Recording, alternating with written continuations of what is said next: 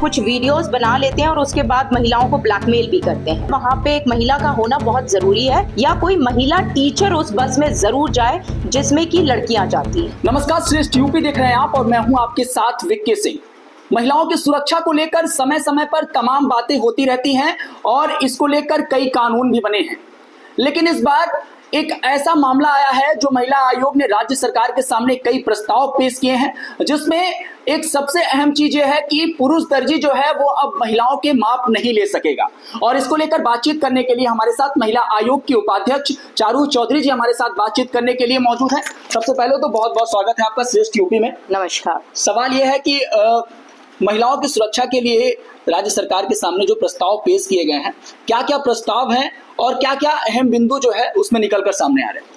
जैसे कि हमने प्रस्ताव रखा है, जो महिलाएं बुटीक में जाती हैं, क्योंकि हमारे पास पहले केसेस आए, इसीलिए हमने एक मीटिंग रखी और ये प्रस्ताव सरकार के सामने रखा है।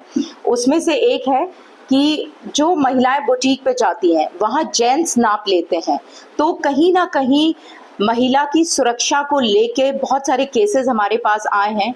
कि मैं ये नहीं कह रही कि सभी टेलर या सभी नाप लेने वाले ऐसे होते हैं, लेकिन कुछ ऐसे होते हैं कि बच्चियां अगर वो बैड टच को महसूस करती हैं लेकिन उन पे कोई ऑप्शन नहीं होता, तो उसकी कंप्लेंट्स आ रही थी। तो हमने ये रखा है कि टेलर को, जैसे लोग इसे मिसअंडरस्टैंड करते हैं कि हम मेल टेलर को उनके पास ना जाया जाए, उनको हमारा कहना है कि मेल टेलर रहे लेकिन उसके साथ एक महिला रहे जो कि नाप लेने के लिए महिला होनी चाहिए, क्योंकि कई बार आपके शरीर के ऐसे अंगों पे नाप लेने पड़ते हैं जहाँ पे एक मेल का टच करना सही नहीं है।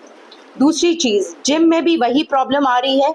जिम में क्योंकि जब एक्सरसाइज कराते हैं महिलाओं को तो वो एक इतनी ज्यादा क्लोजनेस आ जाती है, और कई ऐसे भी केसेस आए हैं कि कई ट्रेनर कुछ वीडियोस बना लेते हैं और उसके बाद महिलाओं को ब्लैकमेल भी करते हैं। अच्छा, कई जगहों पे देखा जाता है कि जहाँ पे जिम ट्रेनर लड़कियां भी रहती हैं, तो महिलाओं के पास या लड़कियों के पास ऑप्शन बहुत सारे हैं इन सारी, लेकिन देखिए अभी भी ऑप्शन कम है। अगर आप पूरा उसका वो निकालेंगे तो 80 से 90% मेल है और सिर्फ 10% महिला है। तो कई बार क्या होता है, जब आप अनकंफर्टेबल फील करते हो तो आप एक्सरसाइज करने के लिए जाना तो चाहते हो लेकिन इन कारणों से बैकआउट कर जाते हो, इसीलिए वहां पे एक महिला का होना बहुत जरूरी है। प्लस इन सारी संस्थाओं पे सीसीटीवी कैमरे भी होना चाहिए और विद डीवीआर होना चाहिए, जिससे कि इनकी रिकॉर्डिंग भी होती रहे।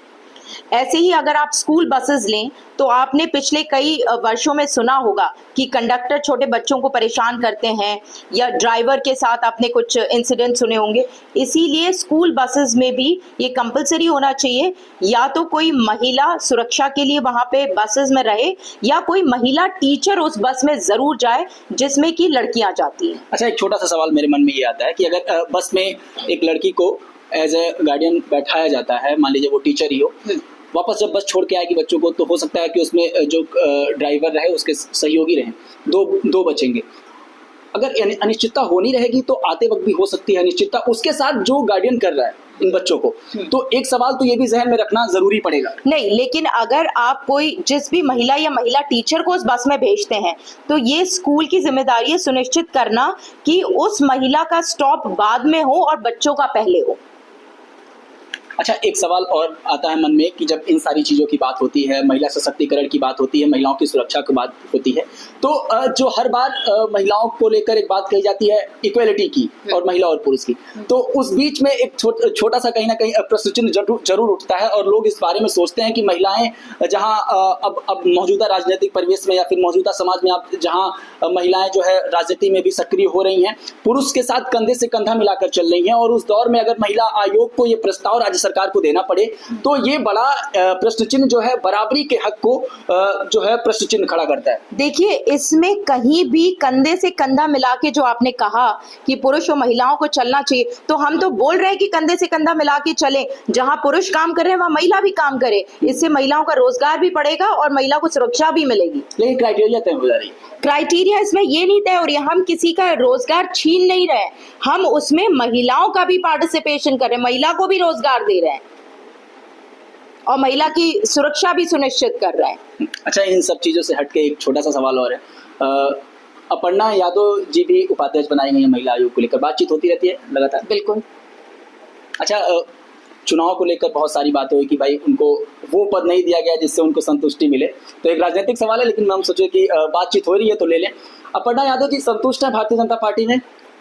मुझे तो ऐसा लगता है कि बिल्कुल संतुष्ट है। थोड़ा इनिशियली जब वो ज्वाइन करने वाली थी उनकी कुछ समस्या थी, लेकिन मेरे ख्याल से उनने टाइमली ज्वाइन कर लिया था और अब तो ऐसा कुछ लगता नहीं है कि उन्हें कोई प्रॉब्लम है। आने वाले समय में, चूंकि राजनीति जो है वो संभावनाओं का खेल है, आने वाले समय में क्या लगता है कि जिस तरीके से बहुत सारे लोग समाजवादी पार्टी के साथ भी अब जुड़ रहे हैं, कल ही अभी 5 तारीख को अभी एक बड़े नेता बसपा के जो है वो समाजवादी पार्टी के साथ जुड़े, जावेद सिमनानी जी, जो लोकसभा के प्रत्याशी थे।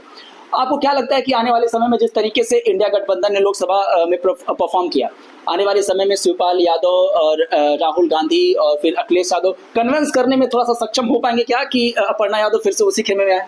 देखिए, ये तो उनका पर्सनल व्यू है कि वो कहाँ रहना चाहेंगी, लेकिन मुझे ऐसा लगता है कि वो सेटिस्फाइड है बीजेपी। सेटिस्फाइड है।